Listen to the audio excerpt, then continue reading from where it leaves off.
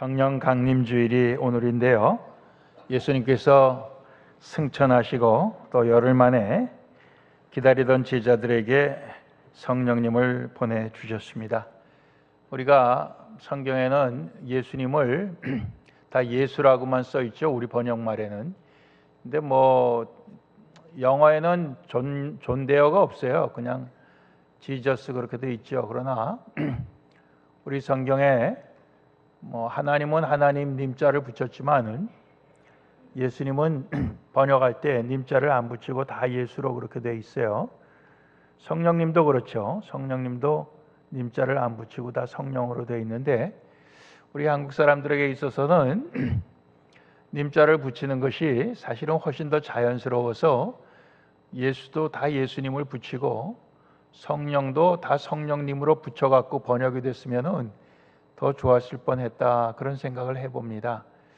왜냐하면은 성령님을 자꾸만 성령 하다 보니까 하나의 어떤 이렇게 우리의 물질로서 생각하기 쉬워요. 인격으로 생각하지 않고. 그래서 성령을 받았느냐, 꼭 무슨 어떤 이게 존재 물질이 인격이 아니라 물질로 자꾸만 생각하는 그런 오류를 우리가 범하기가 쉬워서, 그래서 사실 예수라고 성경에 써 있지만 우리가 다 쓸 때는 그렇지만 말할 때는 다 님자를 붙이듯이 성령도 님자를 붙여갖고 우리가 얘기하는 것이 더 좋지 않는가 이해하는데 그런 생각을 해봅니다. 성령 강림주일은 보통 사도행전 2장에 성령님께서 제자들에게 오순절날에 그렇게 임하셨던 사건을 우리가 다시 한번 상기하는 그런 날인데, 우리가 많이 했으니까 오늘은 그 말씀을 읽지 않고 조금 엉뚱한 것 같지만은 예수님 오늘 그 하나의 사건 속에서 나오는 이 성령님에 대한 언급을 통해서 오늘 우리가 같이 영적인 진리를 깨닫고자 하는 것입니다. 성령님은 사실 오순절에 처음 임한 게 아니에요. 처음 우리 인간들에게 주어진 분이 아니고, 구약 성경에 보면은 다윗도 성령님을 이미 모신 분이고 또 그 거슬러 올라가면 또 모세도 자기 혼자서 백성들을 인도하기가 너무 힘들다, 그러니까 장로들을 세우는데 그 장로들에게 성령님이 임하신 그런 기록들이 구약 성경에도 나와요. 그렇지만 이제 예수님이 이 땅에 오셨다가 가시면서는 더 그것이 어떤 특수한 사람들에게만이 아니라 예수님을 믿는 모든 사람들에게 성령님이 오시게 되는 거죠. 일반적으로. 그래서 그 전에는 경건하고 또 특별한 사람들에게만 성령님이 오셨다고 한다면은, 그러나 그 신약 시대에 가서는 예수님을 믿는 모든 사람들에게 성령님이 임하는 그런 일반적인 은혜를 우리에게 주시는 것입니다. 오늘 우리가 읽은 말씀 속에서는 처음에 귀신 들리고 그래서 소경되고 벙어리 된 자를 예수님께서 만나서 고쳐주신 사건으로 말씀이 시작이 되잖아요. 근데 눈을 못 보는 것도 큰일인데 거기다가 또 말도 못해요. 그러니까 얼마나 힘들겠습니까? 말 못하고 사는 사람. 제가 장례식 때마다 돌아가신 분하고 살아있는 분하고 차이를 두 가지를 느끼는데, 하나는 장례식 끝나고 뷔페집에 가서 잘 잡수시는 걸로 봐갖고 살아있는 사람은 먹는다, 그거 하나 깨달았고요. 먹으면서 또 얼마나 열심히 얘기들 하시는지 몰라요. 그래서 살아있는 사람은 말을 한다, 제가 그걸 깨달았어요. 근데 살아있는데도 말 못하는 게 벙어리예요. 그렇죠? 참 불쌍한 거죠. 거기다가 또 앞도 못 봐요. 요즘 세상이 변해서 얼마나 구경거리가 많은데 그걸 하나도 못 봅니다. 이게 답답하죠. 이 장님이신 목사님들 제가 몇 번 이렇게 같이 식사를 했는데, 식사할 때 그 옆에서 젓가락 든 손을 갖다 끌어갖고 갖다 줘요. 이거는 콩나물이에요. 이건 시금치예요. 이거는 고기 반찬이에요. 이렇게 딱 집어주더라고요. 그러면 그분은 그걸 기억을 하는 거예요. 그래갖고 당신이 먹고 싶을 때 그 젓가락이 글로 갑니다. 그냥 아무데나 가는 게 아니에요. 아, 이번엔 콩나물 먹어야지. 네, 이번엔 고기 반찬 먹어야지. 그러면 걸로 가는 거예요. 그거 중간에 옮겨 놓으면 큰일 나요. 안 못 보는 사람 그 고통 우리가 어찌 다 알겠습니까? 예.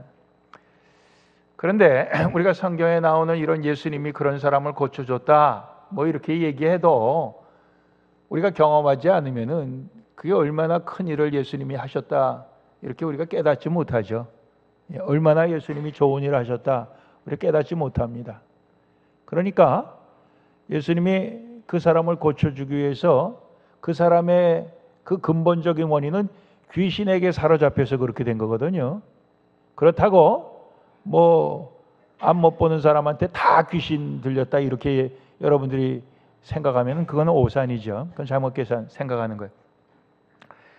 그러나 이 사람은 귀신 때문에 이렇게 된 거예요. 그래서 예수님이 그 귀신을 쫓아내고 이 사람이 눈도 뜨고 또 말도 할 수 있도록 그렇게 해주셨습니다. 예. 큰 은혜를 이 사람이 받은 거죠. 근데 그 사건에 대해서는 오늘 그렇게 길게 얘기하지 않고 간단하게 묘사가 되어 있고, 그 사건을 보는 사람들의 그 반응, 사람들의 어떤 평가, 이것이 이제 곧바로 이어 나와요. 두 가지 평가가 나오는데 아주 대조적입니다. 아주 극과 극이에요. 어떤 사람들은 야, 이런 일을 할 수 있는 사람이 다윗의 자손 아니면 어떻게 이렇게 일을 할 수가 있겠느냐. 그 얘기는 바로 다윗의 자손에게서 메시아 구세주가 오신다 하는 약속을 그들이 소망하고 있었기 때문에 이분은 메시아다. 사람들이 그렇게 본 거예요. 그게 한쪽 사람들의 반응이었고, 그런가 하면 또 한쪽 사람들이 있었는데 그 사람들은 오늘 바리새인들이라고 하는 사람들이에요. 바리새인들은 율법을 가장 잘 지키는 사람들이었습니다. 그 당시에. 그 사람들은 또 뭐라고 그랬냐면은 이 예수란 작자가 이렇게 귀신을 쫓아낸 것은 귀신의 왕 바알세불을 힘입어서 그렇게 한 것이다. 그러지 않고는 이렇게 할 수가 없다. 이렇게 반응을, 평가를 했던 것입니다. 그게 극단적인 거죠. 하나는 하나님의 보내신 메시아, 또 한쪽은 귀신의 왕 바알세불 그쪽 편에서 이렇게 해서 귀신을 쫓았다 이거예요. 거기에 대한 주님의 답변이 오늘 말씀 뒷부분에 계속해서 나오는데요. 그 답변을 짤막짤막하게 몇 가지로 우리가 나눠서 생각을 해본다면, 첫째는 예수님이 이렇게 답변을 하십니다. 사탄도 스스로는 분쟁하지 않는다. 이렇게 답변을 하셔요. 그래서 스스로 분쟁을 하면 분쟁하는 나라마다 황폐해지고 또 그 도시마다 무너지고 심지어는 한 집안도 무너진다. 이렇게 말씀하고 있는 거예요. 그러니까 분쟁은 하지 말아야 되는 건데 사탄도 그걸 알기 때문에 자기들끼리 분쟁하지 않는다 이거예요. 그런데 어떻게 귀신을 쫓기 위해서 귀신의 왕이 그렇게 나서서 하느냐 이거예요. 말이 안 된다는 거죠. 두 번째는 내가 만약 귀신의 왕을 힘입어서 귀신을 쫓아냈다고 한다면 너희 아들들도 그런 일을 이따금씩 하는데 너희 아들들은 그럼 누구를 힘입어 귀신을 쫓아내는 거냐? 이렇게 예수님이 질문하십니다. 너희 아들들도 그러면 귀신의 왕을 힘입어서 귀신 들린 자 만날 때마다 그렇게 하느냐?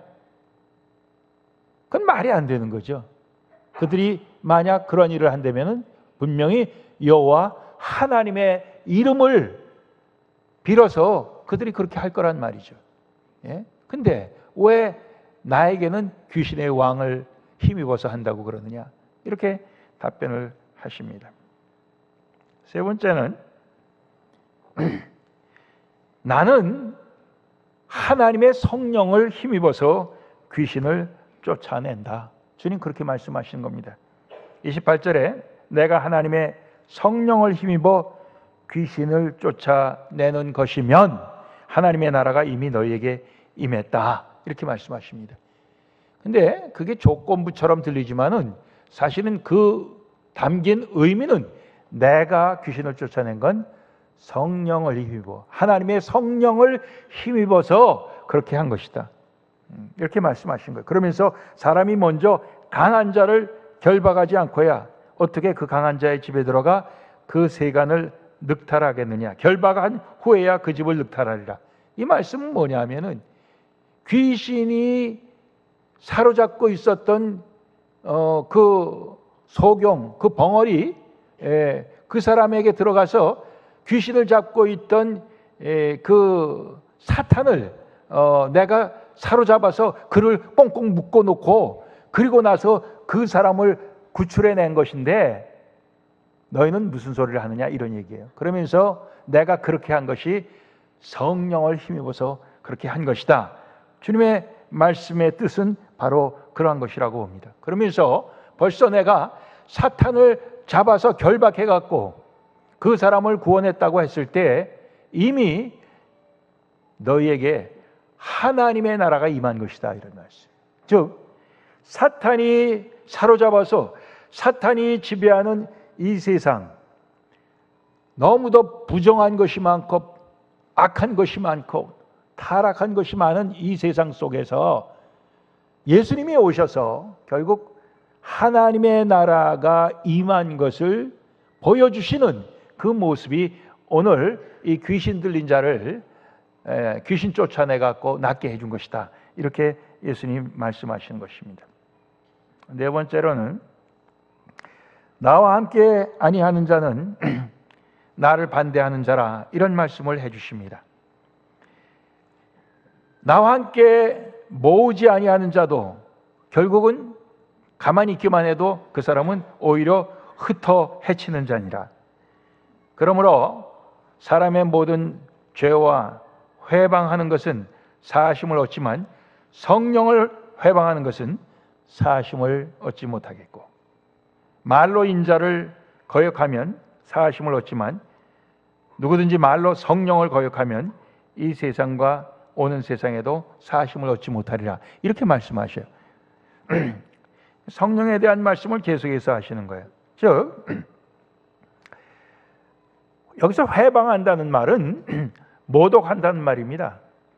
그러니까 나를 그냥 한 인간으로 알고 모독을 하거나 나를 거부하거나 이런 것은 용서함을 받을 수 있어. 그렇지만 성령님을 그렇게 하면 너희가 용서함을 받지 못해. 이런 말씀이죠. 그러면 우리가 생각할 때 성령님이 훨씬 더 중요한 분이고 예수님은 덜 중요한 분인 건가 보다 이렇게 우리가 오해할 수가 있어요.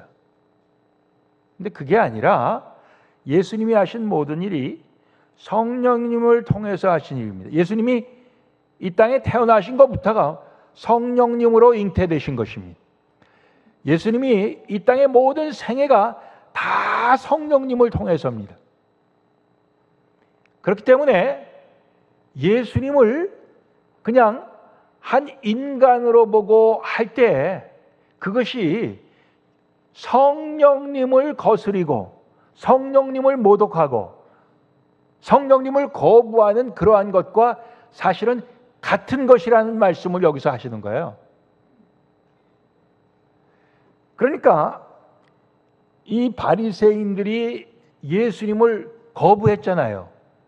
하나님의 보내신 그리스도 구세주로 그들이 받아들이지 않았습니다. 그리고 예수님을 모독을 하잖아요. 지금 하나님의 아들이신데 뭐라 그럽니까? 귀신의 왕 바알세불 거기에 붙어서 그 능력으로 이렇게 귀신도 쫓아내는 그런 사람이다. 그런 모독을 하는 거예요. 그러니까 이것이 결국 예수님 안에 계시는 성령님을 모독하는 것이고 또한 예수님도 모독하는 것입니다. 그래서 예수님은 그냥 우리가 사람을 때로는 모독을 하고 사람을 거부하면은 용서함을 받을 수 있을지 몰라도 성령님을 그렇게 하면 너희는 절대로 용서함을 받지 못한다 하는 이 말씀 속에 결국 예수님을 거부하면은 용서함을 받지 못하는 그런 것도 이 말씀 속에 그 의미가 담겨 있는 것입니다. 여러분들, 우리가 죄인 아닌 사람이 누가 있습니까? 다 우리는 태어나면서 부모로부터 물려받는 원죄도 있고요. 아담 이후. 그 다음에 우리가 스스로 짓는 자범죄라는 것도 있고요. 그래서 우리는 누구든지 죄에서 자유롭지 못합니다. 다만 우리가 상대적으로 다른 사람보다 내가 죄를 덜 지었다, 다른 사람보다 내가 선한 일을 좀 더 많이 했다 하는 그런 그 상대적인 의로움, 거기에 우리가 뭐라 그럴까요? 스스로 도취되어서 살아가는 게 우리 인생이에요. 근데 그 중에 여기에 등장하는 바리새인들이 그 중에 대표적인 인물들입니다. 그들은 다른 사람들보다 훨씬 더 의롭게 산다고 자부하고 있던 사람들이에요.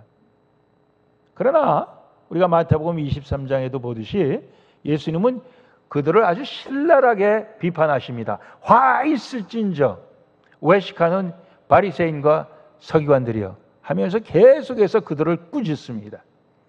그들은 외식한다, 위선자다, 사람들에게 보이려고 한다, 그런 뜻이에요. 사람들에게 보이려고 한다는 뜻은 결국 사람들에게 인정받고 존경받고 칭찬받고 박수를 받고 그러기 위해서 한다는 것입니다.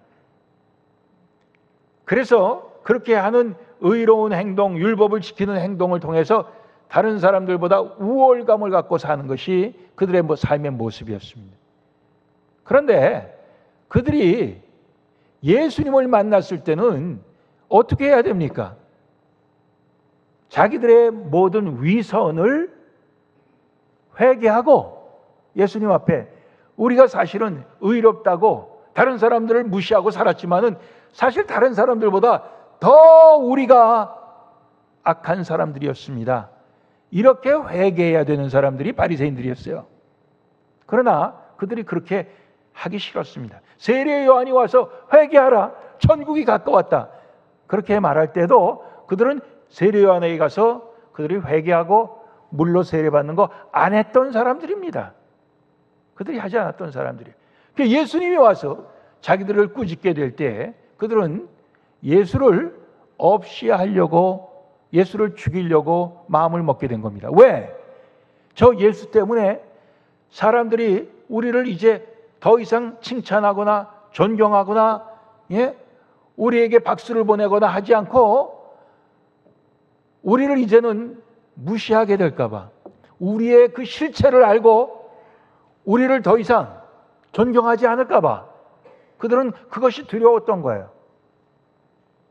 예수님 때문에 자기들이 이제까지 누렸던 그 모든 인간적인 영광을 다 빼앗길까 봐 그게 두려웠던 거예요. 그래서 그들은 예수를 하나님께로부터 온 다윗의 자손 그리스도로 그들이 받아들일 수가 없었던 것입니다. 그래서 하나님의 아들로 오신 증거를 나타내 보이고 성령님이 함께 하시는 증거를 나타내 보였을지라도 그것을 귀신의 왕 때문에 그렇게 하는 것이다, 이렇게 그들은 그것을 완전히 왜곡해서 그걸 뒤틀어 갖고 사람들에게 얘기했던 것이에요. 그것이 결국 예수님을 그들이 부인하는 것만이 아니라 예수님이 귀신 쫓고 예수님이 그 능력 보이는 가운데 나타난 성령님까지 그들이 부인하는 것이 되는 거죠. 그렇죠? 그래서 결국 그들은 사함을 받을 수가 없다는 것입니다. 그러면서 마지막에는 그들을 독사의 자식들이라고 예수님께서 욕을 하십니다. 34절에 독사의 자식들아, 너희는 악하니 어떻게 선한 말을 할 수 있느냐. 너희 마음에 가득한 것을 입으로 말함이라. 귀신의 왕 예수님 향해서 그렇게 말하는 그 악한 말은 결국 독사의 자식으로서 그 속에 악한 것이 가득 쌓여 있기 때문에 그런 말이 나올 수밖에 없는 것이다. 이렇게 말씀을 하시는 것입니다. 그러면서 사람이 무슨 무익한 말을 하든지 심판날에 이에 대해서 신문도 받고 정죄함도 받는다. 이렇게 말했습니다. 이 말이라고 하는 게 얼마나 중요한지 몰라요. 예수님을 향해서 예수님 나의 구주십니다. 예수님 나의 생명이십니다. 예수님 나의 유일한 길이십니다. 이렇게 우리가 입술로 고백하는 것이 마음에서부터 진정 우러나오는 마음의 열매라고 할 때 그것은 우리에게 용서함을 주시는 거예요. 그럼 우리에게 구원을 주는 거예요. 그런데 오늘 이 바리새인들은 예수님을 향해서 그러한 고백을 한 게 아니라 귀신의 왕 바알세불과 한패다. 이렇게 얘기했던 것입니다. 예? 그런 그 악한 말은 결국 그 속에 예수님이 하나도 없는 거예요. 성령님이 없는 거예요. 그 속에 독사의 자식들처럼 그 독사의 독이 있는 것입니다. 그러니까 어떻게 보면은 결국 그들은 그 앞도 못 보고 말도 못하던 귀신 들린 그 자보다도 사실은 영적으로 이 바리새인들이야말로 영적으로 귀신 들린 자로서 그들이 예수님을 올바로 보지 못하고 예수님에 대해서 올바로 고백도 하지 못하는 그러한 자들이 바로 이 바리새인들이었다 하는 것을 우리가 알 수 있습니다. 마지막으로 우리가 생각하고 싶은 것은 예수님은 내가 성령님을 힘입어서 이렇게 귀신을 쫓아내고 한 것은 바로 너희 가운데 이미 하나님의 나라가 임했다고 하는 것이다. 하나님의 나라에 대해서 언급을 하셨어요. 하나님의 나라는 뭡니까? 하나님이 통치하시는 나라가 하나님의 나라예요. 하나님이 제일 영광을 받으시는 나라가 하나님의 나라예요. 하나님이 제일 높임을 받으시는 게 하나님의 나라예요. 하나님의 뜻이 이루어지기를 간절히 바라고 그 하나님의 뜻대로 복종하는 그것이 하나님의 나라예요. 그런데 하나님의 나라 말고 다른 나라가 있는 거예요. 사탄의 나라가 있는 거예요. 그건 사탄에게 복종하고 사탄에게 영광을 돌리는 그러한 그 나라가 있는 거예요. 근데 그 가운데 이 바리새인들도 들어있는 것입니다. 그리고 그 사탄은 우리에게 어떻게 속임수를 쓰냐 하면 내가 영광을 받아야 된다. 내 이름이 높임을 받아야 된다. 그렇게 유혹을 하는 것입니다. 여러분들 예수님께 그 마귀가 3번이나 시험을 하지 않았어요? 예? 돌이 떡이 되게 해서 먹어라. 그 사람들에게 그 당시에 굶주린 수많은 사람들에게 그 이스라엘 가버리가 돌이 그렇게 많아요, 정말. 근데 그거 다 떡이 되게 해서 사람들한테 먹이면 얼마나 인정을 받고 존경을 받겠습니까? 예? 높은 데서 뛰어내려라. 천사가 탁 받으면 사람들이 그거 보고 얼마나 박수를 칠 거냐. 그런 얘기. 천하만국을 다 보여주면서 나에게 절만하면 이 모든 천하만국을 다 다스릴 수 있는 그 영광을 너에게 주겠다. 그게 이제 사탄의 유혹 아닙니까? 근데 그런 유혹은 예수님에게 사탄이 했다고 하면은 우리에게는 말할 것도 없는 거예요.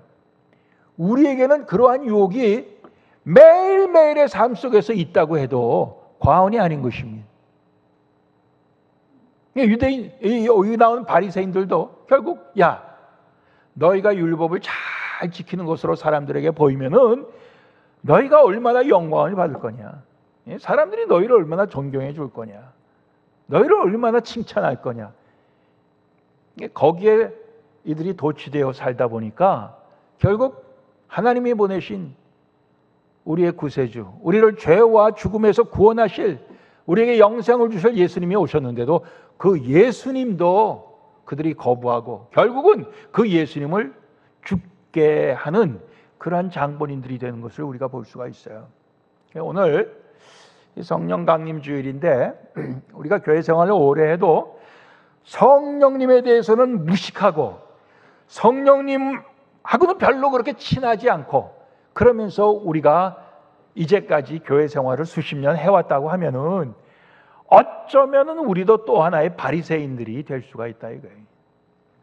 이걸 우리가 오늘 경계해야 되는 것입니다.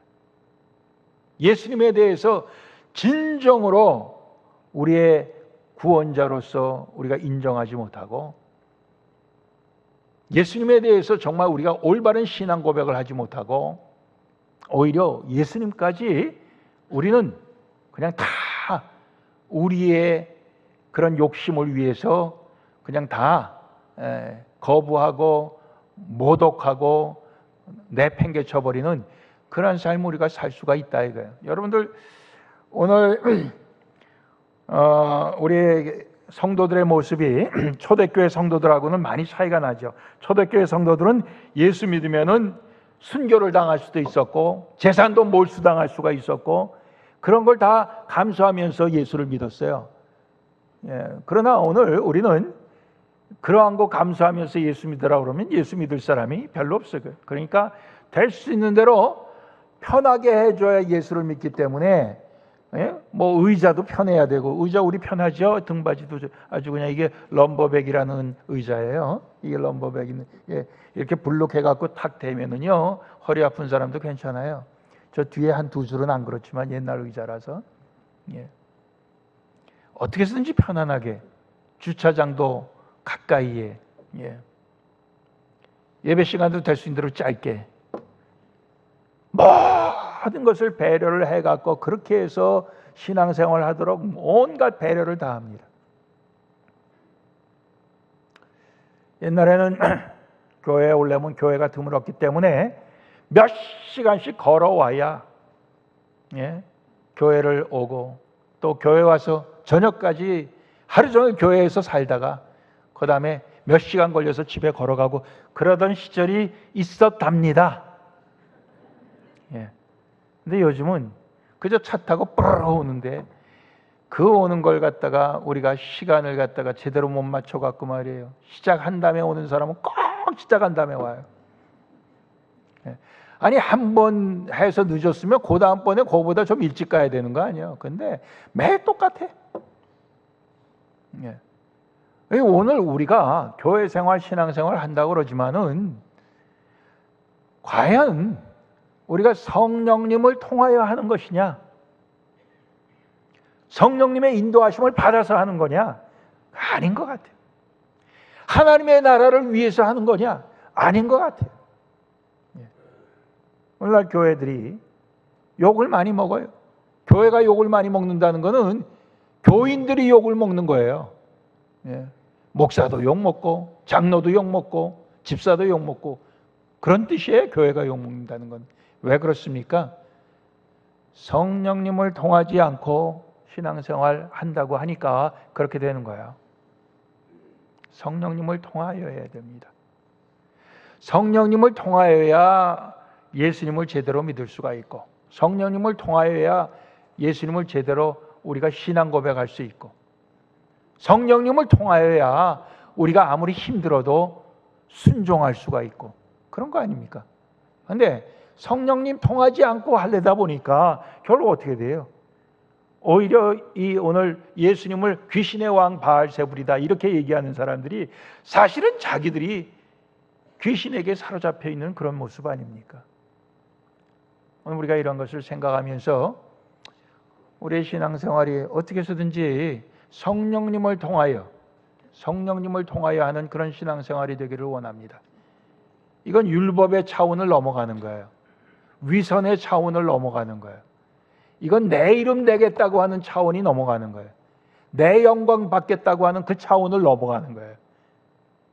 그것이 성령님을 통하여 하나님의 나라를 구하는 믿음 생활인 줄로 믿습니다. 우리가 다 그렇게 살아야 됩니다.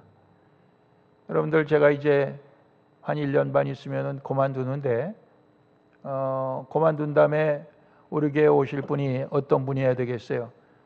모든 걸 성령님을 통하여 하시는 분이 오셔야 되죠. 우리가 그걸 위해서 기도해야 됩니다.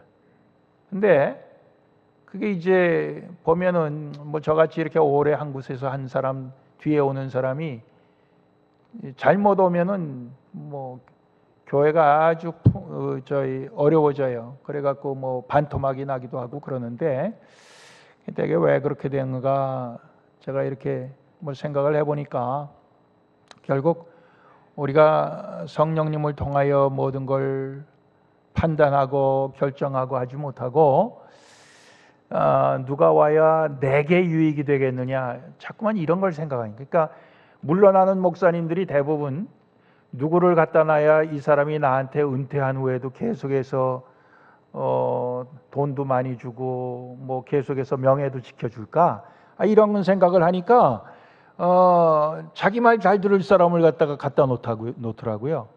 그러니까 뭐 그 사람이 과거에 뭐 어떤 사람이었건 별로 그게 생각하지 않고 그저 나한테 잘할 사람 그게 갖다 놔요. 그러다 보니까 그 교회가 어려워지죠. 깨지고 막 그러죠. 근데 그 뭐 목사님이 그런 사람 갖다 놨는데 정말 그 목사님 뜻대로 잘하는 게 길어야 3년이에요. 3년 지난 다음에 자기도 힘이 생기니까 그 다음엔 뭐 목사님한테 약속을 철떡같이 했었어도 그거 안 지킵니다. 그러니까 어려워지는 거죠. 반대로 교인들 중에 내 말 잘 들을 사람을 모시면 좋겠다 이런 생각하시는 분들이 있어요. 장로님들 중에나 뭐 그렇게 생각하시는 분들이 있어요. 그래갖고 사람이 좀 모자라도 내 말 잘 들을 수 있는 사람 해갖고 그 사람 통해서 내가 좀 이렇게 교회를 흔들어 보겠다 이런 생각하는 사람들이 있어요. 그러다 보니까 또 교회가 어지러워져요. 그게 오늘날 교회들의 어려움의 이유들입니다. 그게 다 뭐냐? 결국 주님과 함께 모으고 주님과 함께 하나님의 나라를 확장하고 성령님을 통하여 하는 그러한 모습이 아닌 거예요. 지극히 우리의 죄인된 그 인간적인 모습으로 하기 때문에 그렇게 되는 거예요. 그러니까 우리가 마음을 정해야 돼요. 우리는 그런 모든 것을 다 우리는 세상이 아무리 그렇다 할지라도 요즘에 교회가 그렇게 타락했다 할지라도 우리는 하나님의 나라를 확장하고 성령님을 통하여 우리는 예수님이 원하시는 그러한 것으로만 우리는 가겠다. 이런 각오를 우리가 해야 되는 것입니다. 여러분들 이제 우리가 판단력이 흐리면 이래요. 그저 뭐 다른 건 나 모르겠고 나한테 잘해주는 사람이면 최고입니다. 예? 우리 어머님들 가운데도 그런 분이 있어요. 자식이 뭐 나가서 도적질을 하건 강도질을 하건 간에 하여튼 돈 많이 벌어갖고 내가 원하는 거 다 해주면은 나는 그걸로 최고입니다. 그런 사람이 없을 것 같습니까? 있어요. 있습니다. 그러니까 우리가 그런 마음 가지면 안 돼요. 예. 나한테 특별히 잘해주지 않아도 성령님을 통하여 주님 기뻐하시는 그 길로만 가면은 그래서 하나님의 나라가 세워진다면은 나는 그것으로 만족합니다. 그것이 우리의 마음가짐이어야 되는 거예요. 그런 마음 속에서 우리는 선한 말이 나올 수가 있는 것입니다. 마음의 열매가 말로 나오는 거예요. 여러분들 우리 입에서 무슨 말이 나오나 보세요. 결국 악한 말이 나오면 우리 속에 악한 마음이 있는 것입니다. 성령님을 우리에게 보내주신 하나님 너무도 감사한 거죠. 예. 우리에게 주신 참 우리의 하나님을 섬기는 그 도구 중에서 가장 큰 게 하나는 성경 말씀이에요. 또 하나는 성령님입니다. 이 두 가지가 우리에게 주신 가장 큰 무기예요. 예. 근데 성경도 우리가 무시하고 성령님도 무시하면 더 이상 우리는 예수 믿는 사람들 아니고 더 이상 우리는 교회가 아닙니다. 이 두 가지를 우리는 잘 붙들어서 우리가 하나님의 나라를 향해 갈 수 있기를 소원합니다. 기도하시겠습니다.